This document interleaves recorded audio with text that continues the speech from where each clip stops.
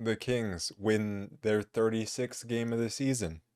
And, they won the game. And yeah, that's about all I want to say at this point. They won the game. Somehow, some way, they won the game.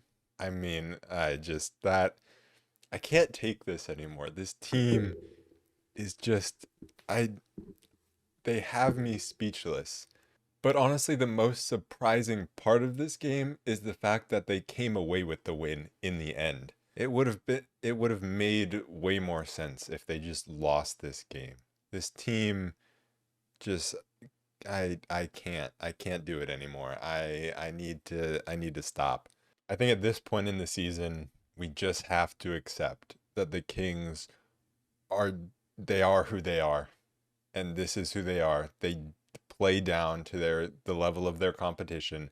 They aren't going to take care of these types of teams, bad especially bad teams shorthanded. They're not going to take care of them in a clean fashion. And that's just who they are at this point. I was hoping coming out of the All-Star break, you come home against Chicago. I was hoping that was the game. Everything turns around, and it wasn't.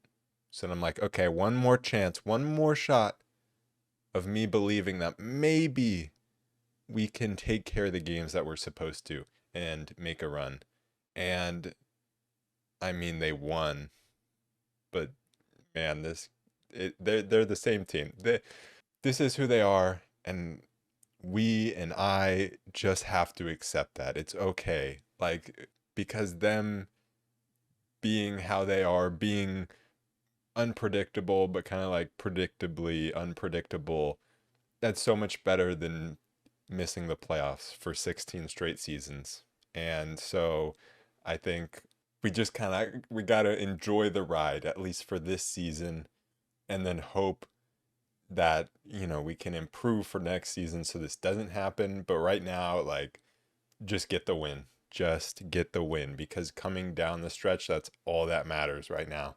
You guys should keep a counter of how many times I say a win is a win, because that's all this game was.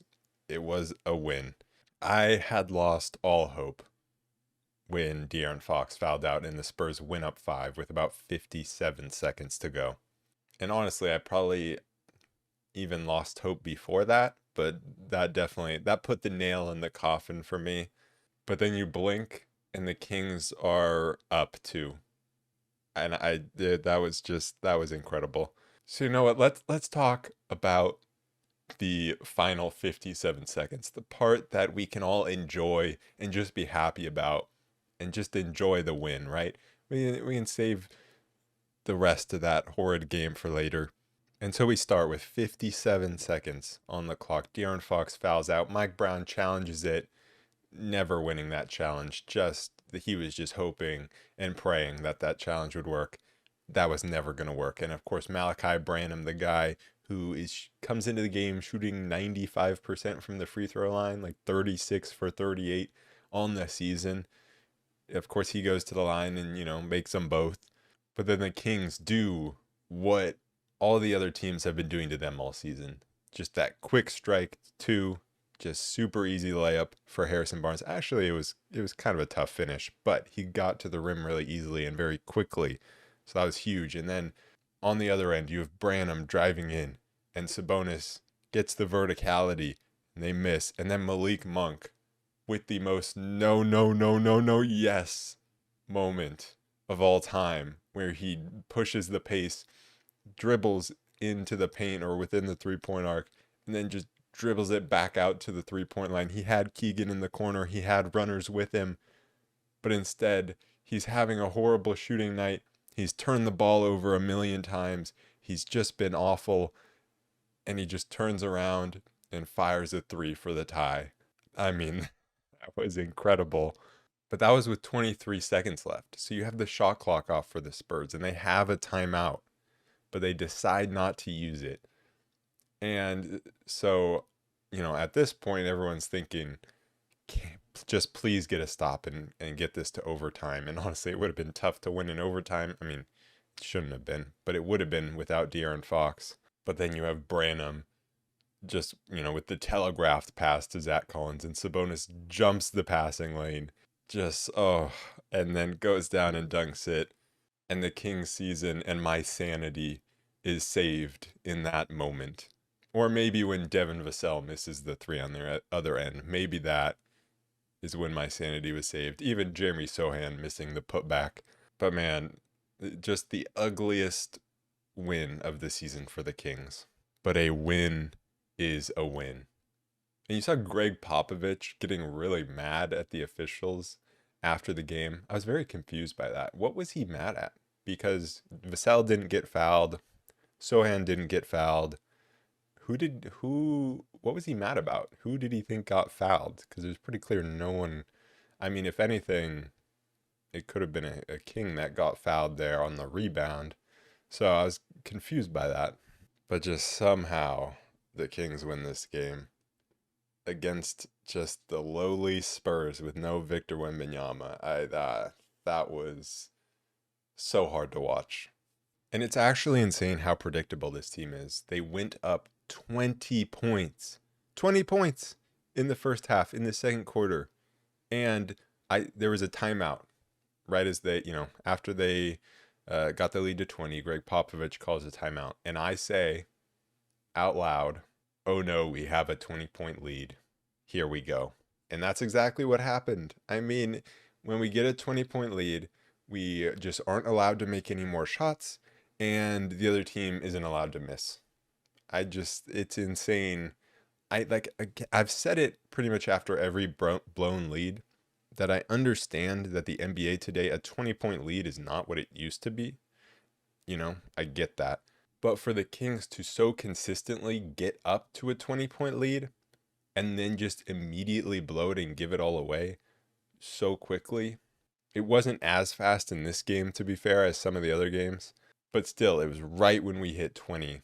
The effort just completely drops off. The defense completely drops off. I mean, it's insane. And, you had Keon talking on the post-game interview, talking about how, they kind of drop off when they get that big lead, and how that's something they've been trying to work on, but they didn't do it well in this game. And that's the thing, right? This has been a known problem for so much of the season, and they've tried to work on it. It's just who they are at this point. And I mean, it's not okay, but it's just something we have to accept. The Kings bench came up huge, and they really needed that, because you look at the starting lineup, and in this one, Harrison Barnes had a solid game, right? 17 points, not really contributing in other ways, but 17 points is still 17 points. And so, we talked about having two starters that can consistently be played off the floor it's hard to win. Okay, so you have Barnes actually performing in this game, at least offensively.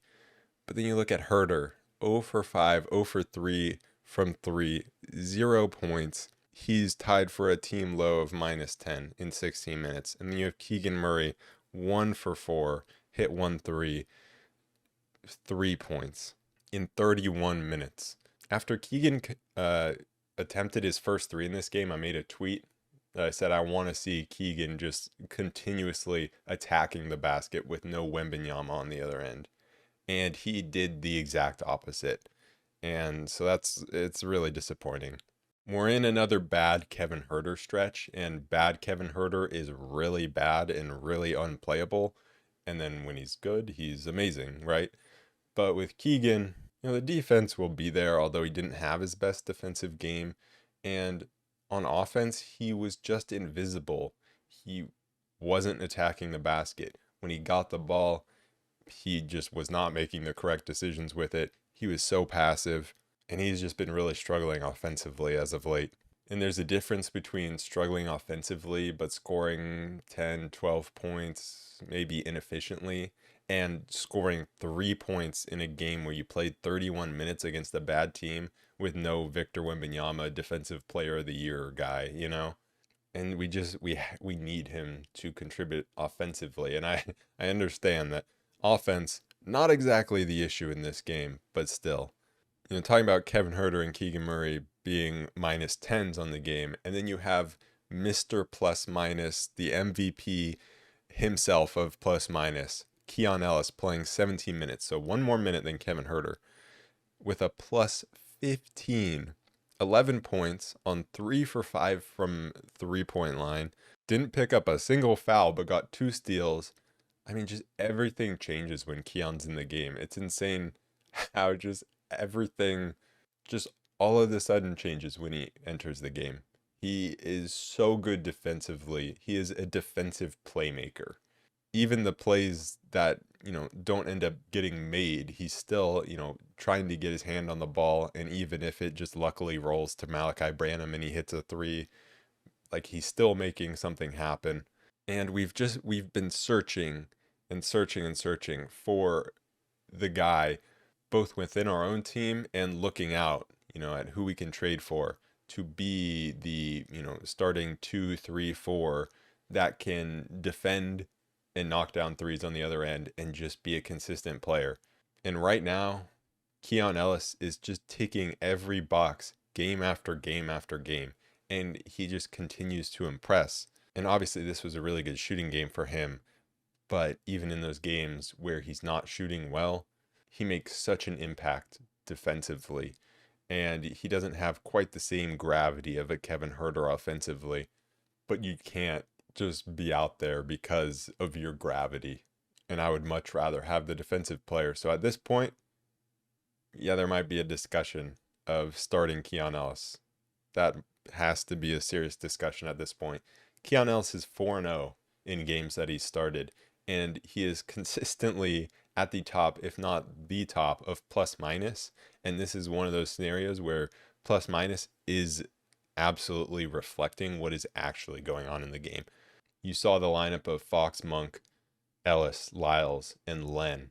That group started the second quarter, and they did not allow any points for the first about 3 minutes, I think, of that quarter. And getting those stops, that helps the offense so much. That's why the Kings were able to score 41 points in the second quarter, because they were pushing the pace. And, I think we saw at the end of the first quarter when the Kings allowed 3 baskets in a row. That led to the ball stagnating a bit. You saw a little bit more ISO, or not necessarily ISO at times, but just over dribbling. And some of that has to do with like trying to go 2 for 1 at the end of the quarter, which always kind of stagnates the offense. But also it just has to do with not getting stops and allowing the other team's defense to get set. And when this Kings team is able to get a stop, they're so good at pushing the pace the other way and creating offense off of that, especially when Sabonis is in the lineup, but also just at any time. Fox and Monk can push the pace quickly, and you have Lyles, who's, always running the floor at full sprint, which is kind of hilarious to watch. If you ever watch a Kings game, like you notice Trey Lyles running the floor. And I don't think I can say the same about anyone else ever that I've watched in a basketball game. So shout out to Trey. We were in this spot of Keon Ellis not playing because Davion and Duarte were playing well.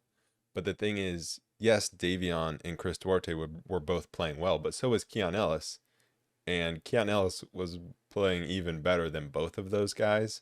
But just because of, experience, he was left at the bottom and not getting minutes, or only getting minutes in select scenarios.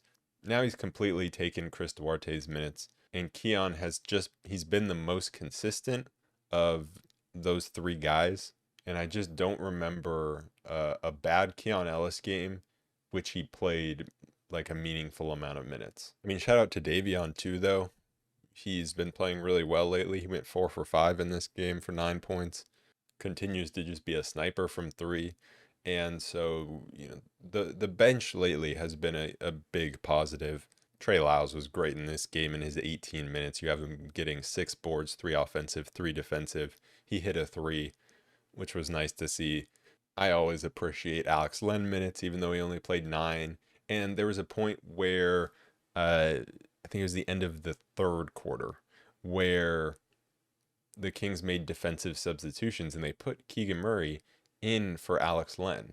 And I just really don't understand that substitution, right? You're trying to get smaller, you're trying to get more mobile, but it just, Alex Len, when you look at the numbers, the Kings are so much better defensively when he's at the five versus when Lyles is at the five. So you had Lyles sliding over to the five, and what happens on that possession?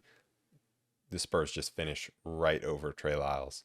I think there's very much a time and a place for Lyles to play the five. I think more consistently it should be Alex Len, and I think Len should probably be getting more than those 9 minutes. And by getting more than 9 minutes, he probably should have gotten 10 minutes because he should have been in for that possession, and he should have played all of the non-Sabonis minutes, in my opinion. In that bench, Malik Monk had a kind of a wild game, 6 for 17 from the field, hit that late three, that was huge, but had 6 turnovers, had a really bad one in the fourth that I'll definitely talk about later. But he had 9 assists, 7 rebounds to go along with his 18 points. So just kind of an all over the place game for him. Just his turnovers were really bad.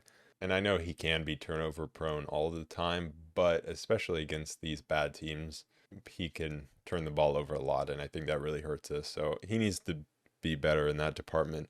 But it was very much the bench that got us a good lead, and Herter and Barnes came back in because we didn't see them come back in the first half of the Lakers game, but they did both come back in to this game. And Barnes had been playing, well offensively, and there wasn't any reason why they shouldn't necessarily come back in. But they came back in, and the Kings pushed it to 20. But then the entire starting unit was back in there, and those were the guys that kind of blew the lead at the end of the second quarter a bit.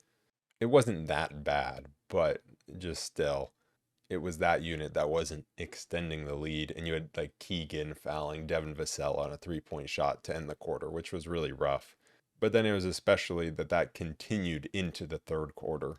That's the really disappointing part of just the Kings not being able to get a stop. I think I predicted in the lead up to this game that Zach Collins would go 5 for 5 from three.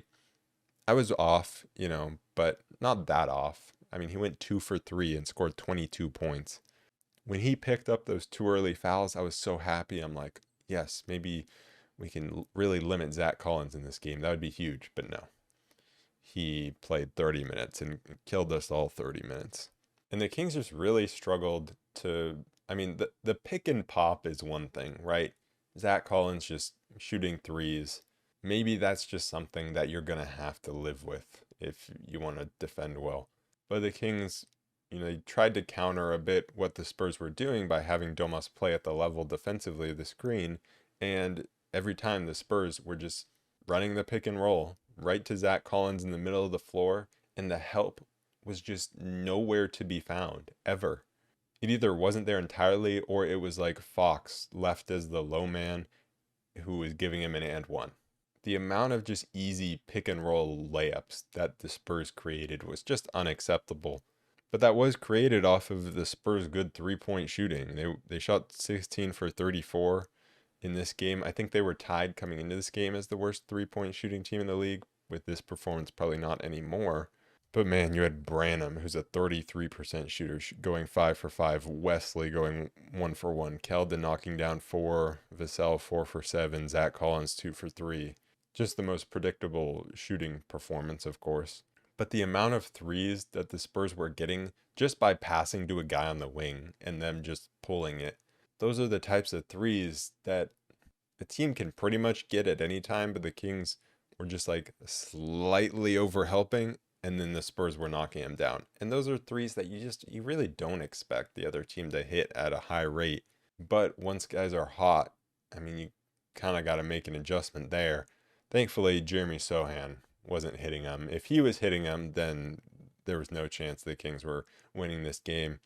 But just the difference defensively of guys getting straight to the rim for layups or getting those open threes when the starters were in the game versus when you have Davion and Keon and that bench in the game and the activity that they provide defensively and just the disruptiveness that they cause. I mean, it's just night and day. The Kings did go zone a little bit in the first quarter, and they got 3 stops in a row.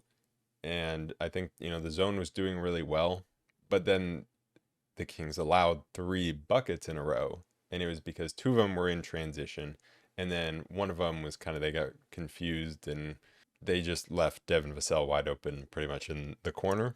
But it's more those transition opportunities where I think they just came off of 2 missed shots, and the Kings, you know, weren't able to defend in transition. And so it's not about the zone not working. It's about not being able to even get into that zone. And there were times in this game, although the Kings did dominate in the paint, as you would expect with no Wembanyama for the Spurs, there were times where I felt like the Kings settled from deep. Fox did it a lot, early shot clock threes. He had a great scoring game, but he went 1 for 7 from three. And so he scored 33 points on 32 shots. Every time he pulled up for three, it's like, no, you're doing so well getting to the rim. Why? I love when he takes the catch and shoot threes. I hate when he takes those pull up threes that are just working around a screen, especially like if he hits a catch and shoot three, then maybe, he's feeling it. Then he can take the pull up, but it's that he starts with these pull ups. And then I think even in the third quarter, when the Spurs started coming back into the game, you saw like Kevin Huerter was feeling it, not in a good way. Like he was feeling the pressure of not hitting these shots and of the Spurs coming back. So you have him kind of taking a bad shot and Malik Monk taking a bad shot, kind of forcing it. Because the Kings could get whatever they wanted inside. Like I haven't talked about Sabonis really at all, but he was so dominant in this game. The Spurs had no answer inside. He had 31 points on 14 for 19 shooting, 17 rebounds, 9 assists. He was feasting inside, and other guys were benefiting from that. And Fox, every time he drove, was feasting inside as well, and he had his mid-range shot going. But I will say one thing that Fox does sometimes is when the other team is going on a run, he tries to stop their momentum, but he does it by a lot of times pushing the ball into a crowd of defenders. He did it against the Lakers. He did it again here where he pushed into 4 defenders when one of his teammates is up the court. So that takes away one defender, but then there are 4 other defenders there that are just focused on him driving to the basket. And it pretty much results in a turnover or just a bad missed shot every time. And then the Spurs are running it the other way. And those are killer because it just feeds into the momentum of the other team. And I especially know this because I've seen other teams do it against us, where they see us not totally set defensively and then they try to push it down the other way. But, like Keegan Murray or Sabonis or whoever goes vertical at the rim, they miss and then the Kings just run it back the other way and score.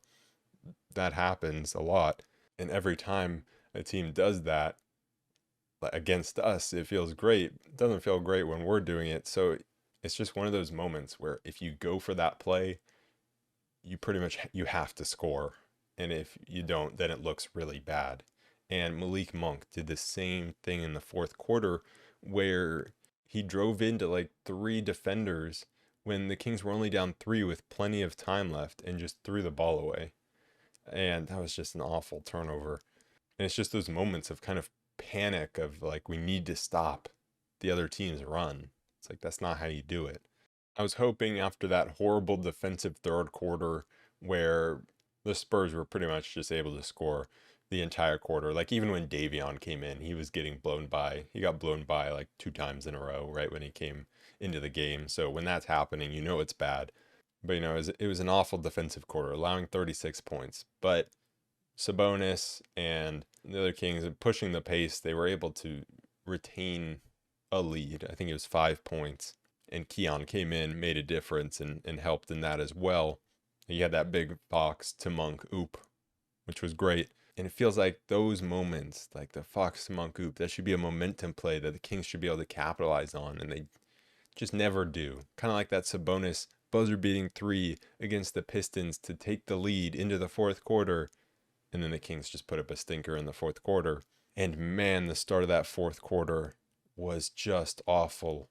The Spurs scored 10 points in the first minute 30 seconds of the quarter, where you have Fox settling for 3 and the Spurs run it right back the other way. And then you have a turnover and just everything went wrong. So you have a 5 point lead. All of a sudden, you're down five, you're down eight, I think, at one point.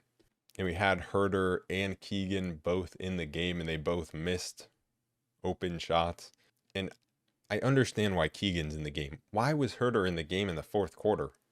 I do not understand that at all. You have just so many better options than Kevin Herter at that point. And it's not about rest. Davion only played 14 minutes. Keon, he can play more than 17 minutes. I would rather have Lyles in there, who'd only played 18 minutes, right? Just anybody else. We saw what Herter was giving us in this game. There's just no need to go back to him at that point and spot the other team a big lead. And the Spurs had scored 23 points in the first 6 minutes of the fourth quarter. And the only thing that kept the Kings in it was Fox just turning it on in the fourth. He was amazing in the fourth. And the only thing he didn't do was hit a shot when the Kings either had the opportunity to tie or go ahead. So he couldn't like quite bring the Kings all the way back, but he was keeping us right there pretty much single-handedly. The Kings also made a switch for a few possessions of putting Sabonis on Keldon Johnson, right? So you're trying to counteract the Spurs pick and roll where they would get it to Collins and there would be a small low man. So you're trying to put someone smaller on Collins, and then maybe Domas can be near the rim. And what happens is that Keldon just comes and sets the screen, pops, and hits a three. So that didn't go very well. And then you obviously have the end of the game sequence that we already talked about for the Kings to just somehow pull out this win. I feel like just at this point, what do you have to lose by putting Keon in the starting lineup? Just why not? What reason is there other than like you're hurting Herder's confidence to, not put Keon in the starting lineup?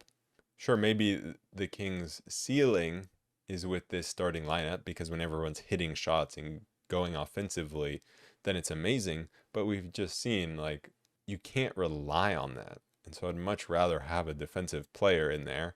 And then if you need offense, guess what? Kevin Herter can come into the game off of the bench and maybe provide some offense. And just like we've seen Keon coming in off the bench and making a tremendous impact. Just for me at this point, it's just why not? What is there to lose? Or how about this? How about when we're playing good teams, you can start Kevin Herter. When we're playing bad or shorthanded teams, we go with Keon Ellis. Maybe that'll fix our problems. But at the end of the day, a win is a win. The Warriors just lost to the Bulls at home. So thank you, Bulls.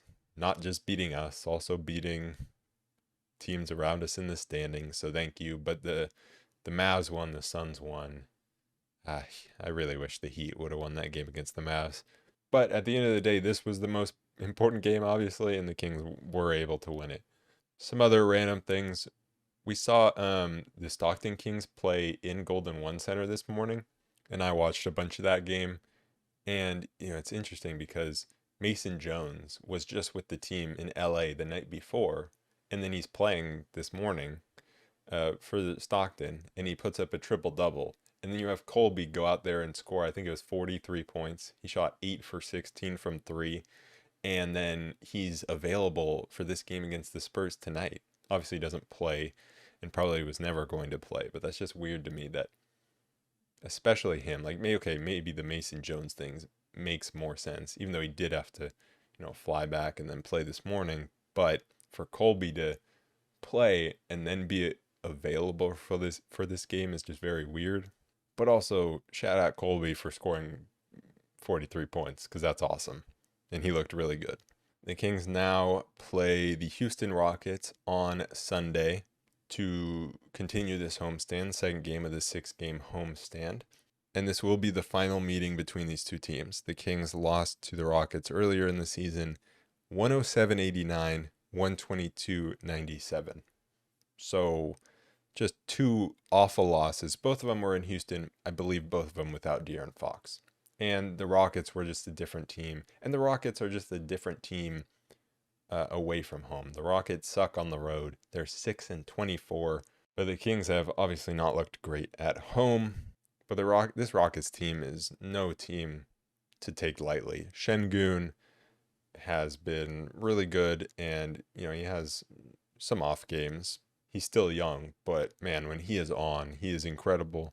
And so that's going to be the big matchup. Him versus Sabonis. It'll be very interesting to watch.